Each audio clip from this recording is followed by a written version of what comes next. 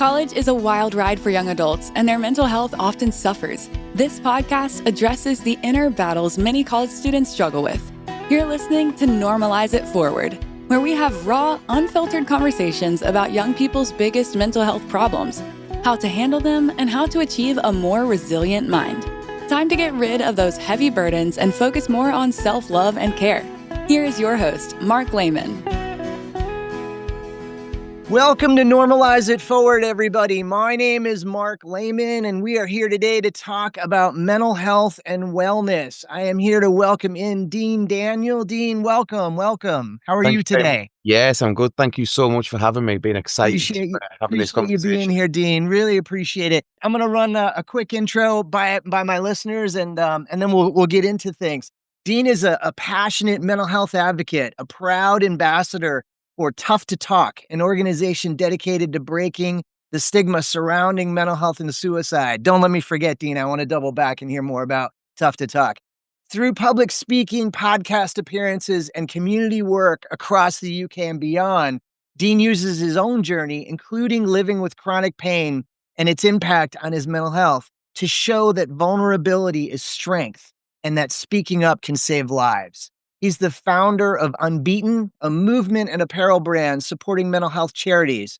More than just a brand, Unbeaten stands as a message of strength, solidarity, and survival, a reminder that no matter the challenge, we're never truly alone. Dean, thank you so much for spending some time with us today.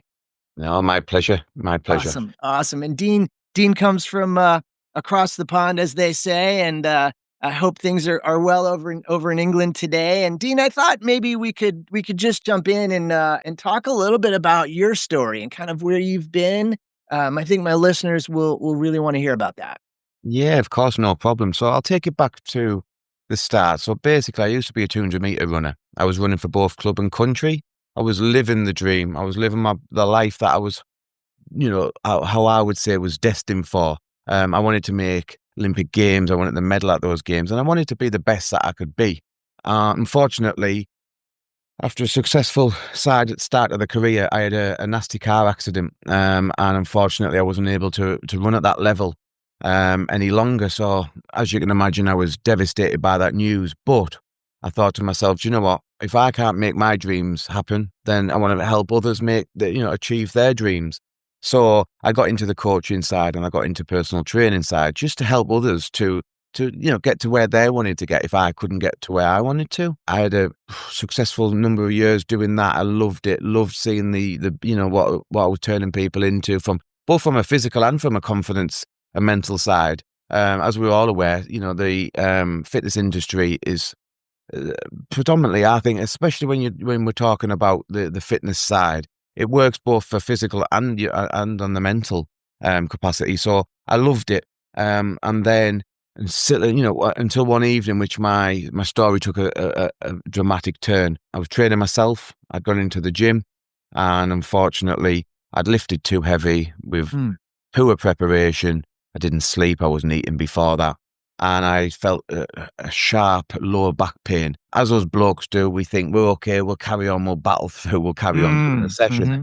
Well, within about 5 to 10 minutes, the pain was just agonising. I had to finish the session. I'll cut a long story short, I got rushed into hospital. I had to undergo my first spinal surgery. And this was back in 2018. So this is when the journey then started. Since then, I've had 8 spinal surgeries. Wow. I've fallen down the stairs, top to bottom, maybe 5 to 6 times. I've developed something called vasovagal syncope, which is basically where your body is in so much trauma, so much pain that it switches off. I found that out. So through one of my surgeries, I'd say it was last September, I was on holiday with my young one. It was his 18th birthday, and we all went for it to celebrate that. And prior to that, I was collapsing. I didn't understand why. I was just, my wife had to conduct CPR on me one random day because I'd just dropped down in the front room. And we all were like, what's going on? Where's this come from? I don't understand it. But anyway, she had to perform that. The defib was called for. The paramedics came. They rushed me into hospital. That's when I'd done my tests and checks, and they'd found out that this is what I've got. So by this point, my mental health and everything, it was the first time I'd understand around anything to do with mental health was about then, because I'd started to realize that I wasn't the person that I wanted to be and what I previously was.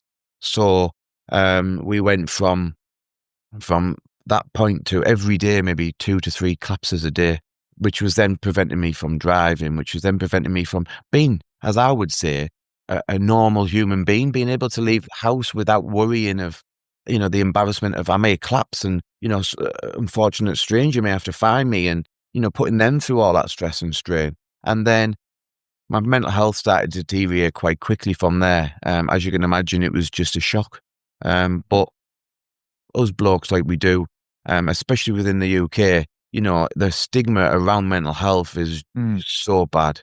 And I used to lock myself away in the bathroom, turn the shower on and just be sat there crying and then come back away, wipe my eyes, come back out like nothing's happened and be this dad that I wanted to be, this husband that I wanted to be. But deep down, I was dying inside. It was awful. I ended up going on the holiday with my family. And to be honest, at this point, my mental health was rock bottom. Nobody knew, no one could see it. But I was fed up with the pain. I'd lived with this chronic pain for over 8 years. I'd just gone from a shell of my original self.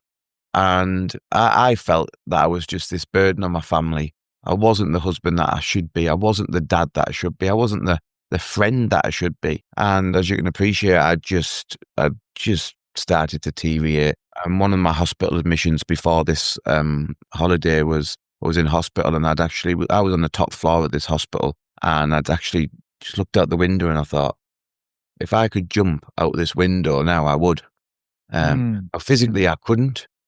Because I was still getting at the time wheeled to the bathroom, wheeled to wherever in wheelchairs and whatnot. But it was that alarm bell started to ring at that point that, hang on a minute, this isn't right here. Something isn't right. Yeah. And that's when the mental health journey started. I messaged my wife at the time and just said, look, I really don't feel well. And if I could jump out of this window, then I would. And she obviously contacted the hospital and everything from there. I got the support whilst I was in hospital. But for me, it was just the alarm bell started to ring at that point. And to be honest, Mark, I didn't understand it because I'd never thought that mental health or anything would affect me, would hit me. This person who was outgoing was like this confident guy who was living his best life however many years ago has got to this point. Like, why me? Why? I just didn't understand it. I'd had another surgery and I'd come out of that hospital. And it was 9 weeks, it was all together in this hospital. I'd got out and I thought, you're going to be in there, you're going to be doing your recovery period and etc. Now, I won't go into too much about it because it's actually in the legal arena at the moment. So I've got to be really careful of what I do and don't say. But since then, we've then found out that, I was telling people that my pain is high. My pain is alarming me. This is getting worse. No one was listening to me, but I was just told that it's okay. Listen, this is a process. This is a recovery stage. This is something that you have to expect.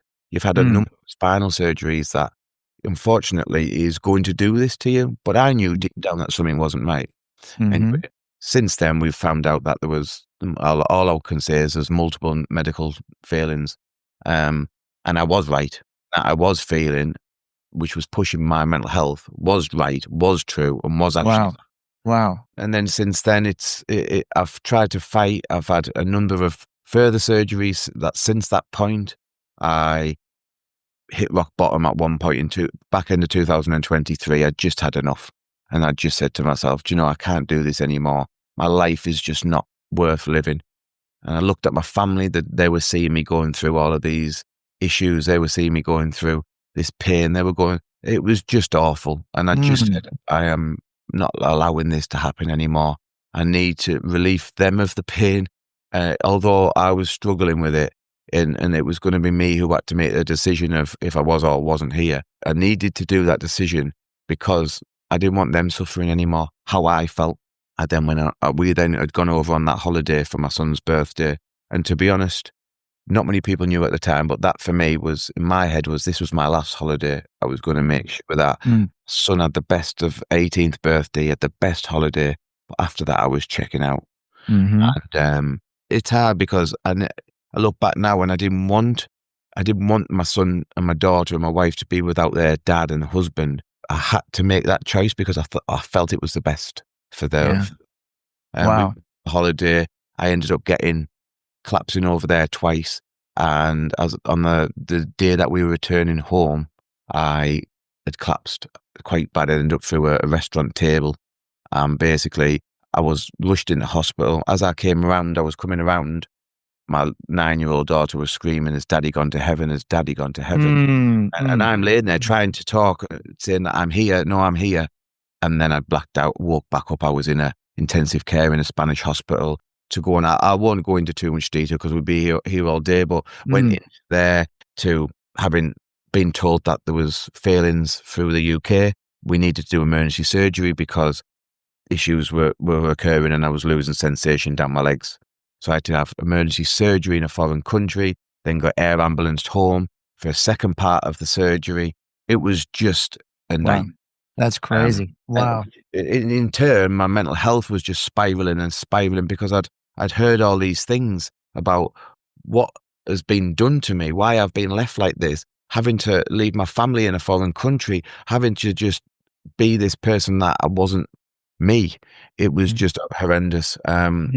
My medication was increased. I was on 36 tablets a day, ranging from, I don't know what you guys have in the States, but I was on the likes of oxycodone, tapentadol, tramadol, pregabalin, diazepams, just to name a few. Yeah. Wow. High-end pain medications. And it was just turning me into a person that I didn't want to be. I didn't know who I was. And then I got to end of 2024 last year, and I just had enough, Mark, and I just said, do you know, this life is just not for me. Now, before obviously I say any more, I have to warn yourself and anyone who's listening, there's a talk of suicide now. I then had enough. I'd stopped the medications because I said to my wife, I can't do this any longer. I just can't do it. She said to me, "You'll be okay. Let's keep going, keep fighting." But deep down, I was just crumbling inside. I was having this strong outer exterior of "look at me, I'm okay," but inside, I was just turning into mush. And I managed to get out of the house with high levels of medication, alcohol, and took myself out the way and attempted my life on that occasion. And it was just at the point where I felt that nobody else needed me. Nobody else, everyone was better off without me. And although the pain at the time would have been hard and would have been, they'd have suffered at that time, in the long run, my perspective was that they would feel better down the line because they wouldn't have to watch me go through what I was going through. Oh, goodness. And I should have been sectioned. They took me in a hospital. I was found by a couple up in the woods. They were called the police. I was then took in a hospital. I had to do all the reversal treatments and whatnot. And they wanted to section me, but because of my chronic pain and because of my back issues, there was suggested that let's not put him in that type of environment, but let's take him home, but make sure that the house was basically like a secure unit. So we did that, but in turn, that made my wife lose her job, which again was more financial stress and burden on myself because I felt like that was my fault. And I was just spiraling by this point, Mark. It was just got to the point where enough was enough. And I tried to listen to the crisis team. I tried to listen to my family, but there was only me who could experience this pain. And I always say this is my pain was my pain, and other people experience their pain as well from different angles and different means. Yeah. But once you're in that pain, you know that that's your pain and no one can take it away from you. And I was saying to everyone, although you're trying to help and you're trying to speak to me, I understand it. I respect what you're doing, but you haven't got a magic wand to just wave it away. But again, I was respectful with the team, and the crisis team were amazing. They were here every day for me. They were supporting me, but it just wasn't enough. And then one evening, I had just realised that the window was left open. We were on our top floor of our house. The window was left open. And I just said to my wife, could you do me a quick favour? Could you nip down and grab me a cup of coffee? And then I knew my intentions. And obviously she just thought she was going to make a cup of coffee. She went downstairs. I managed to get up onto the window ledge, jarred the window open and jumped out backwards in the hope that that would end the suffering. That was me. The family and everything would stop. This would just stop and they could get on with their lives without me interfering. And that was the turning point for me. So as you can appreciate, I woke up, and I don't know how, but I'm so glad that I did. I woke up and it was like something off a movie. There was flashing lights, there was sirens, I had my wife screaming, my family having a breakdown on the floor. I couldn't move from my neck downwards. I could just move my eyes. And I thought, what am I doing to my family here? The destruction, the devastation that I'm causing was just horrendous. You know, and what you're going through, you can never take it away from that individual who's going through that suffering and that pain, but you don't actually see what it's doing to the people around you, and what it will do moving forward. And I remember looking and I thought, I have to stop this. I have to fight. I can't do this to them. It's not fair. And I blacked out. I woke back up in resus in hospital to I don't know how, but my mum was there, and and we're such a close knit family. But my mum was there, and she gave me the biggest cuddle, and she was crying, and she was like, "Dean, you are here for a reason. Absolutely. The reason why you've survived this. You've had 2 attempts on your life. You fell down the stairs top to bottom. I mean, I fell down the stairs. I've gone through the wall at the bottom where my head's gone through. I've gone through all that. I've had all these medications thrown at me. I've had these vasovagal collapses where I've just collapsed and, just random places, damaged my wrists, my face, my knees, wherever I've landed. There's a reason why you're here." And, I looked up and I said, yeah, I know. I stayed in hospital for 2 weeks. And when I came out of hospital, I laid in bed and I was in agony, as you can appreciate. And my wife said, "How are you doing?" I said, I'm okay. I've realized that I need to live. I need to change. And I need to make sure that I can help people from getting to the point I got to. She said, "Right, if that's the case," and I get a bit emotional thinking about this bit.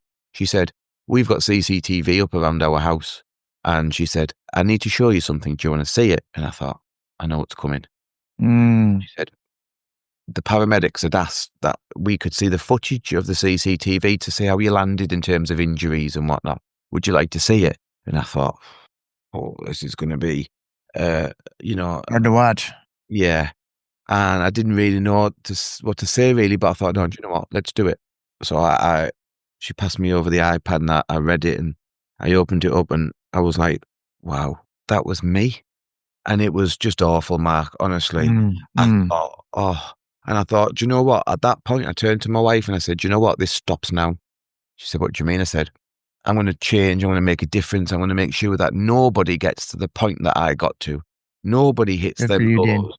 Yeah. And everyone can realize that, do you know what? You can be a normal guy or a normal lady from wherever you are in the world. You can quite easily get to the point that I got to. From them first alarm bells ringing to the thoughts that you next got to the next to the point where you've actually attempted your life. And now I look back and I'm lucky. I'm lucky that I'm still here and I'm able to hear and talk to you and meet some amazing people along the way and help. And I've said that I will carry on going and make sure that I save as many people as I can. I used to say a bit of a cheesy word is that, if I could save one person, then that's amazing. I've done my job. But do you know, for me, there's so many people out there that are struggling. Oh my goodness. So many people that are going through these struggles that I don't just want to save 10, 100, I want to save as many people as I can. Because no matter where you come from in life, no matter what area, your religion, your race, wherever you're from in the world, it can hit you. Mental health 100%. Yeah. Target. It doesn't just choose its target. It hits you and it hits you real hard. No doubt. When it does hit you, we need to make sure that we've got the resources, we've got the support, and we know that we're not alone. Yeah, absolutely. Absolutely. Dean, I have like 1,000 questions. I've got to order them in my head. But number one, thank you so much for your honesty, your vulnerability, telling us your journey. I'm so sorry to hear what you've been through, but I want to thank you and tell you that we're the lucky ones that you're still here, because people like you allow my listeners and their families to understand that we are all susceptible. It doesn't matter your background. It doesn't matter how much money a person has. It doesn't matter where they're living. It doesn't matter what school they're going to. I want all people understanding, listening to a podcast like this, we are all susceptible. I have a good friend who runs a company, same here, global. give him a shout out.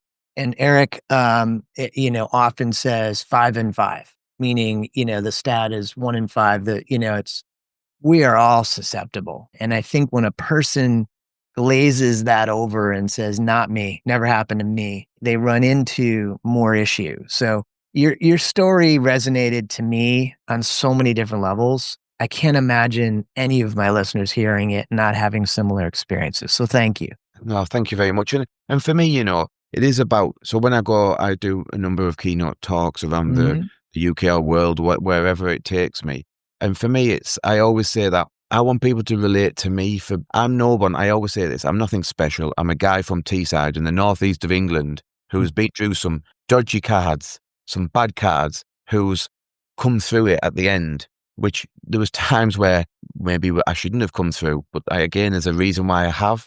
And if I can do it, then so can anybody else, because I'm nothing special. I'm just a normal guy. And there's people out there that will be listening to this and watching this and thinking, do you know, and if he can do it, then so can I. And that's what this is about. This isn't about putting someone on a pedestal. This isn't about making someone out to be this hero. That's not me. I just want to make sure that people are aware and we break that stigma around the mental health and suicide and just show people that, you know what, this is okay. You are not alone. And we come together and we unite and we talk more. And you say about vulnerability there, it's so right. When I do my talks, I always say, I might as well stand in front of you all, strip off, and just show you as open version of myself that, do you know what, I'm completely naked here, and I'm showing me as my vulnerability side is there. But if that helps other people realize that there is light at the end of this tunnel and there is a way out, then so be it. Yeah. Yeah. I hear you, Dean. And it's, I think it's, you mentioned, men and I think in particular men, it's just so fascinating when I read about this online and how many men, just put that mask on. And your story about, crying in the bathroom. So many of us have been through that over the years. And it's like, we feel like we have to hide it. Right. And we feel like we have to wipe our tears away and are you okay? Fine. I'm fine. Everything's fine. Like, and that whole bullshit of like, you're not fine. You know what I mean? And it's like, if we just got to that point a little bit more, and this is really what I want to push is getting young adults to understand this is really powerful. And when you're not fine and you tell everybody you're fine, you're actually giving it more power. More power. Yeah. It's true. Feeding it. Yeah. And unfortunately it'll beat you. It'll climb higher than you. And so, I've got kids that I know that try to harm themselves, do harm themselves, fail out of school, et cetera, et cetera. And it's, to me, recognizing this isn't about strength. This isn't about, I'm a strong guy, I can handle it. This is about being human. This is about, you know what, in your circumstances, which are different from mine and different from other people's, we are all susceptible and this shit can take us down, totally take us down. So I applaud your efforts, number one, for not only being open and honest and vulnerable with us, but also, talking about your comeback story, Dean, and to me, the mere fact that you're still here and we're talking and we've had a chance to meet, I consider a gift. So, to me, that's amazing. Let me ask, I'm curious, you mentioned your kids. How old are your kids, if you don't mind me asking? 10 and 19. Okay. So a lot of my listeners are young adults, like really kind of between those ages in many ways. And young adults in the States, I think around the world, the statistics for mental health are not great. There's so many kids. I mean, I think I read recently 65% of kids in the US that need help aren't getting it. And for lots of different reasons. And so there's a lot of suffering that goes on in silence and a lot of mask wearing, and a lot of pretending. I want to give you a chance, Dean, because you're talking in many ways directly to them and directly to their parents. Those are my listeners. That's my audience. I want to give you a chance to talk to them and to let them know from your perspective what would be helpful for them to do to try to address things. What do you think? I think personally it is to take that mask off and to realize that, you know what, you're not alone. And when you maybe lock yourself away in your bathroom or lock yourself in your bedroom or or something like that, or you're just trying to put that mask on to go outside, it's okay to take that mask off and just say, do you know what? Listen, so and so, the friend, I'm not well, or go to the parents and say, do you know what? I'm not feeling too well. Is this something that I need to be concerned about? Or like for me, when it happened with me is when my wife had found me at one point and I was just hysterical. I'd kicked the dog bed. What the dog wasn't in it, thankfully. I kicked the dog bed, and I Mm. just I had screamed out. And she'd come down the stairs on one of the days, and she said, "What's wrong?" And I said, "I can't do this anymore." So although I didn't want anyone to see that, it was fine to do that, because then that's how you could then get the support from us. We went to the GP, which then referred me to the crisis team. So Mhm. if you don't open yourself up and your emotions and allow those thoughts to be released, then you can't follow that next process. And from a parent side is sometimes, I mean, I look at it from I look at my kids and stuff, and I look at my little one and what she's been through in terms of seeing me. I mean, she's come in at one. I can laugh about it now, but she's come in at one point, bless her, and her dad was on the floor. I was laid literally on the floor at the bottom. I'd just gone through the wall at the bottom of the stairs. Mm. A full body head thing on from the ambulance. I was on a spinal board. My Wow. little one comes in and she has to see all of this. Yeah. And it's like, you've got to look out from a parent side. Like from then I look at the telltale signs. If she's reserving herself a little bit more, watching what she's watching on her iPad or a TV, and just watching some signs of, so I know she struggled a little bit, and sometimes we would see, and she was quite quiet in the corner of the room Mm. and quite upset. And we would say, "You okay?" And she's like, "I'm totally fine." Again, putting that mask on and thinking, "I'm okay." My son was the same. He locked himself away a lot because he didn't like to see me going through that. Mhm. So it's just looking at those telltale signs as well and thinking, do you know what? Maybe having a conversation, sitting down, and whether it's to your parents, to your friends, or whether it's to your children, it's just to open up and just show them that there is support there. Because although I'll be honest, when you're in that place, you feel that there's no support. You feel like you're on your own and there's no one else that's going through it. But actually, unfortunately, there's so many of us that are going through it. And if I'd have known a little bit more now what I know now, it may have helped. It may have helped those thoughts. Yeah. Yeah. No, I think that's great advice. And I mention it to a lot of kids that I work with. If you just Google it, you'll see statistically there's a lot of people going through it, and it's amazing. I mean, I think you and I work really hard to break through that stigma and get people to understand that this is way more normal than people realize. And again, it can get pretty bad, and affect a lot of people around them. So I appreciate that. I mean, I think that just sort of a gold standard suggestion of finding somebody to talk to doesn't even have to be a therapist. It could be a coach. It could be a friend. It could be a friend's parent. It could be anybody. But Yeah. letting somebody know, hey, I'm not doing so great. I'm Mm. not in a great spot. And that in many ways that kind of opens the door to getting some assistance.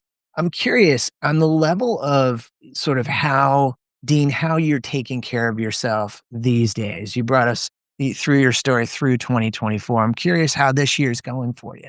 Yeah, so I mean, I'm still in a lot of pain because the surgeries that I've had done previously now took me to a point where there will be no further damage going forward from that area of the spine, but it doesn't mean that the pain and the suffering and whatever else has happened to my body through that will clear up, or will just dramatically change. So Mhm. I'm still in a lot of pain. Okay, I'm not in the levels of, I would say, 10s, 11s and whatever else. I'm still in 7s to 8s and sometimes 9s. So I do a lot of like my own treatments now. So I'll go and do cold therapy. So I've got an Yep. ice bath in my garden. I do meditation. I listen to Nice. music. So there's certain things that take my mind away from that side. So I never used to think, I don't believe in meditation. I don't think that will work for me.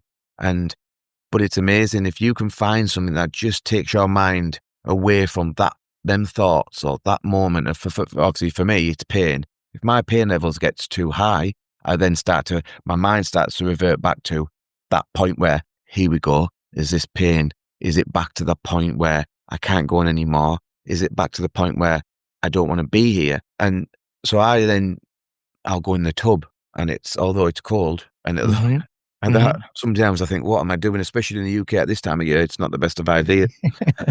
But I'll go in. It'll just for those 15 minutes, I focus, and I've always been, as you can imagine, through my athletics, and I've always been competitive. So I'll always try and compete against myself and go, well, I'll do an extra minute, or I'll do an extra 2 minutes. Mm-hmm. Before you know it, them thoughts are starting to gradually go to the back of your mind again, and start to ease a little bit. And in the game of the music, sometimes I'll just go in the shower and I'll put the music on, or I'll go in the bath and put some music on. And again, it just brings me down a little bit, and things. Yeah.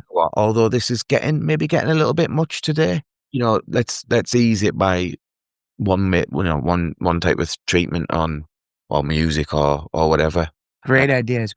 And, I think from that, I take and certainly I point out again to my audience as much as I can, self-care doesn't have to be anything extravagant, No, and when you take a look at, hey, this makes me feel better, and it's not hazardous, do it. You know what I mean? Like, so a simple walk around the block, an ice bath, music's huge. I think it is. music is amazing. I have it, it's a big part of my world. I think nowadays we can, get to so many different genres, and those genres make us feel differently, right? So like calming music, exciting music. If we want to work out, we want to do this, we want to do that. So it's like using that to our advantage to be able Yes. to center and help us block out, like you said, kind of block out some of that bullshit noise, and just like stuff that's filling up our head.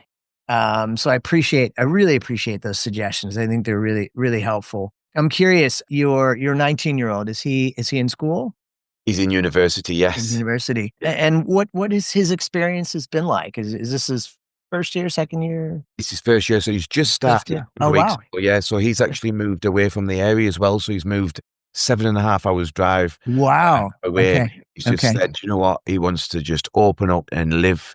And he's an amazing guy. He really works hard, and he will be really successful in the future. He's working in law and Good for stuff, him. and the university he's gone to is supposed to be amazing. So he's like, right, it's hard for me, because now I've come to the point where I've come out of that awful dark place, and I'm like, and I'm actually I really appreciate life. I really appreciate meeting people like yourself, being able to speak to people, people to listen. It's humbled me a lot, because although I always say this, although I've been through that shit that I went through, I've had to go through that to get to be the person that I am today. Part of your journey. And, Yeah. and this is it now. So this is a new me, Yeah. Good for you. who actually realizes that, do you know what, there is more to life. Your loved ones, you appreciate everything that's going on around you, even if it's something so silly. Once it's gone, it's gone. And like, so when he goes to university now, I'm like, oh, because as a family, we've had a rough 8 or 9 years. Oh, So yeah. now I'm like, this is the time that I want to be me, be dad, be Mm-hmm. husband. And Mhm. he's there. But at the same time, is when he goes there, we're on the phone every day, video calling. And Nice. I want the best for him. So for me, for him to go down there and live his life as both a student and as a young man who's opening his life up and going, do you know what, I'm going to make a difference, and I'm going to do that. But I'm here to see that now. Whereas Mhm. I'm blessed and I'm grateful that I am able to see him flourish in his life, move forward. Whereas 6 months ago, he nearly was doing this alone. And when we talk about stuff like that, that doesn't necessarily mean that he would have done that, because he may have felt that he needed to stay here, and he needed to support his mum and the rest of the family. So my actions at that point could have changed the way his life turned out as well. Absolutely. And that's really important. We Yeah. need to, everyone who's listening needs to realize that it doesn't just affect the individual, it affects the whole network around you. No doubt. No doubt. You just hit on something super important. I just want to emphasize it a little bit. Those individuals that have gone the road of depression and gotten to the point of considering or attempting suicide, I often will hear patients talk about there's a convincing discussion that goes on in their head of everybody would be better without me. Mm. Right. And like somehow me taking myself out of the mix would make their lives better. I've never seen that. And I've Mm. treated families post-suicide. It is a whole that never gets filled. Life is always much worse. And you make a great point. When person goes through that, we've got waves in our lives of shitty times and good times. And when you're in that bad place, if you decide I'm going to make this move, that's it. It's over. Yeah. There is Yeah. no more time. And so I appreciate you saying what you said, because to me, your son has benefited by you being here still, right?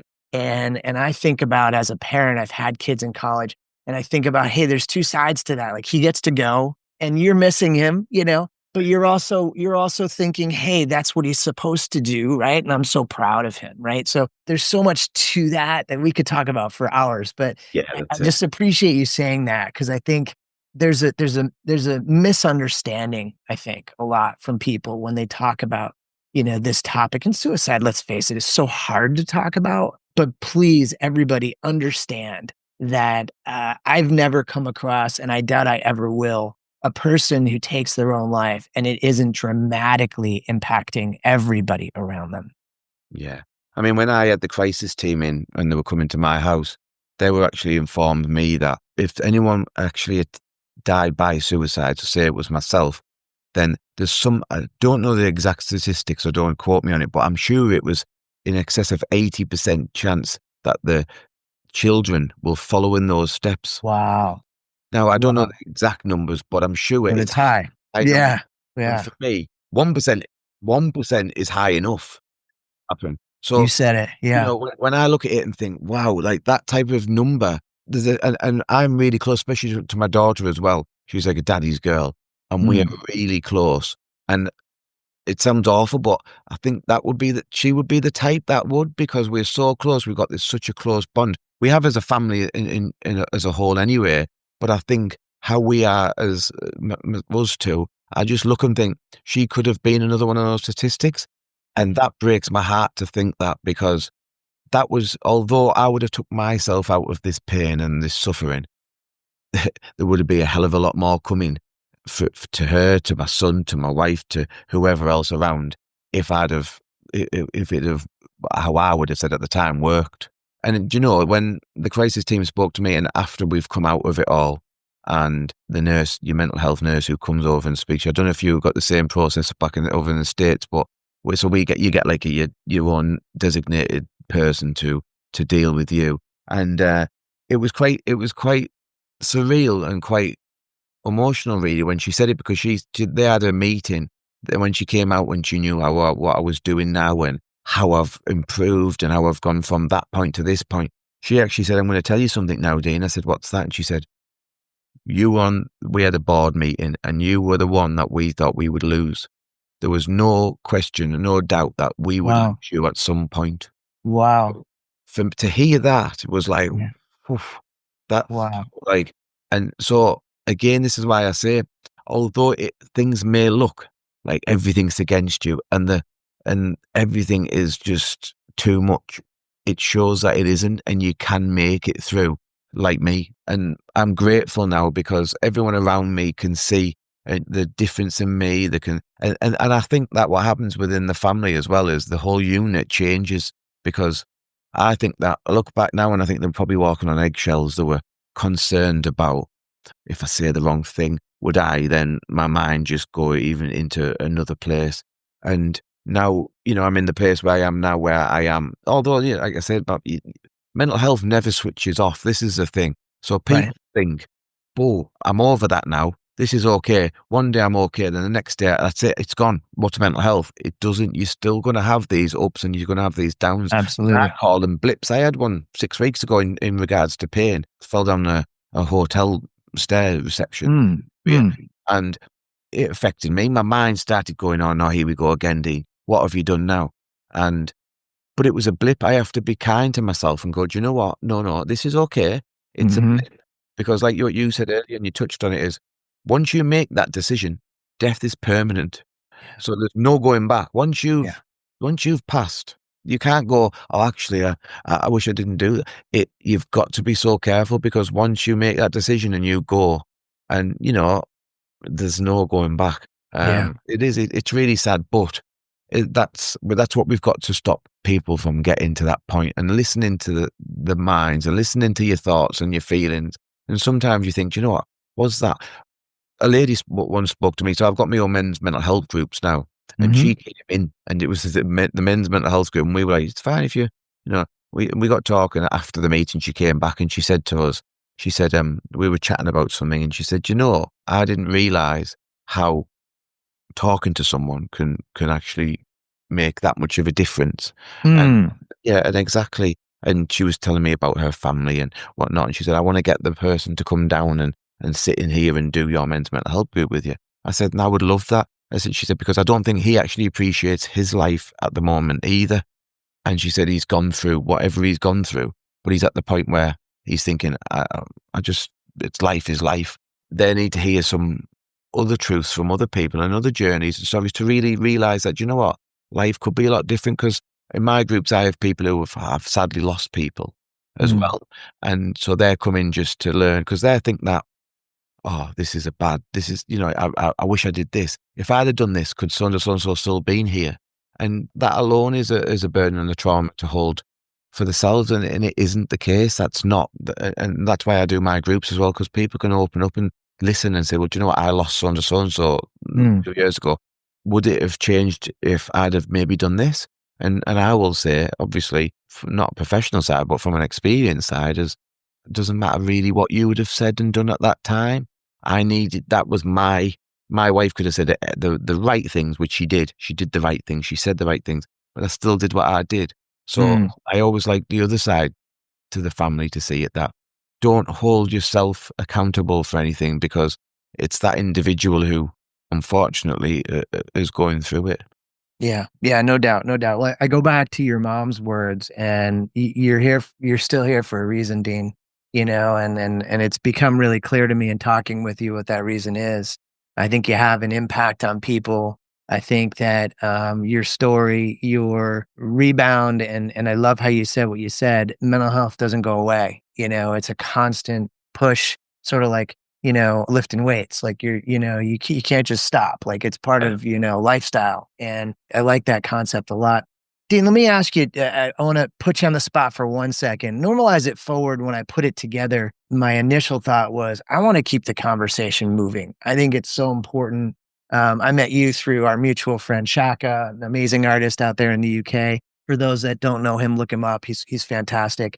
But certainly, you know, had the opportunity to meet just some amazing people along the way. And one of the ways that happens is I have my people I interview nominate a friend, a coworker, a relative, someone who you think would be helpful maybe for me to interview next. Any thoughts as to who you'd like to nominate?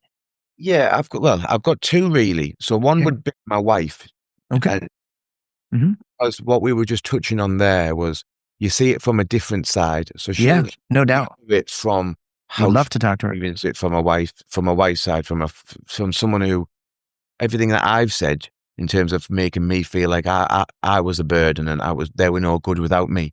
She'll obviously have the other side. So Absolutely. when we did one of my talks a few weeks back in London in an amazing event called Ideas Fest, it was such an amazing event. She came, and she's not been to many of my talks, because as you can imagine, it's raw, and Oh it's yeah. something that I Hmm. say, and it's emotional. And I imagine if the tables were turned and that was her stood on that stage talking, I would be exactly the same. But she was literally the sat right on the front row, and she was there. Anyway, she's sobbing. You know, as you can appreciate, it was tough for her. And one of the Of ladies course. who would organise the event, she came out and she said, "I don't know if you guys have got a TED talk over in the States." Yep, And we do. Yep. one of the guys had come on and was asking the Q&As after the talk, and had brought her into the conversation, and she had done bit of a talk, and they said what you two should do is a TED talk. And That'd she be was, great. God, and I was like, you're getting the story from both sides. Yeah. And she'll tell you, she'll sit here now and say to you, "Matt, I never felt like that. I never felt like this. It was, but in my head, it was, this is how it felt." So that might be a Oh, good I way. would love to. I would love to talk with her. That'd be great. That'd be great. And then another guy I've got from another side is, so when I was saying earlier about I'm an ambassador for Tough to Talk, and that's around breaking the stigma around men's mental health. And educating and going into workplaces and going in and basically educating men from the ground upwards to showing that, you know what, we can show emotions and we can educate. The more education we do, then in the next lifetime it's going to improve. So there's an amazing guy called Steve Whittle, and he has had his own journeys and his own story. And again, I'm sure he will love to speak with you. But it's such a great gentleman, and Great. we're so aligned in what we do. And that's why I went to his organization and said, you know what, I'd be honored to be part of it, because they're just, he's an amazing guy. And hopefully if you Fantastic. get Fantastic. Well, look, I look forward to I'll get their info from you offline. I appreciate the nominations and hope to get them both on the show. That'd be really fantastic. Yeah, and Dean, I just want to thank you again. I mean, I know you're busy and taking the time and talking about these things. I scrunched it into a short period of time, and you did a great job, telling us, because I know this is something that could be talked about certainly for many, many hours, and you've been through a lot.